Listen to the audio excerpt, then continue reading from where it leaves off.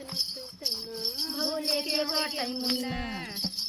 तो दोस्तों बहुत ही सुंदर चटाकेदार भोले बाबा का गीत है। शिवरात्रि का दिन आने वाला है, नजदीकी में है और बस वो क्या बोलते हैं, गौरा जी का चुनरी उड़ गई, भोले बाबा परेशान है। देखिए हाँ तो दोस्तों देखिए हम चारों बहन लेकर आए हैं, बहुत ही सुंदर है। चुनरी उड़ के कहाँ पे जाती है? गीत है नीलम विश्वकर्मा ब्लॉक का, आइए ढोलकिया मास्टर भी हैं। हाँ जी दोस्तों और हम चारों बहन गीत को गाएंगे और आप लोग आनंद उठाइएगा। इस गीत को आप लोग बताइएगा कि भोलेनाथ का कितना मस्त गीत है, कमेंट में जरूर बताना दोस्तों। बाहे पवन पूरे मैया हे भोला मोरी उड़ गए चुनरिया हो। बाहे पवन पूरा मैया हे भोला मोरी उड़ गए चुनरिया हो। बाहे पवन पूरा मैया हे भोला मोरी उड़ गए चुनरिया हो। उड़ गए चुनरिया भोला उड़ गए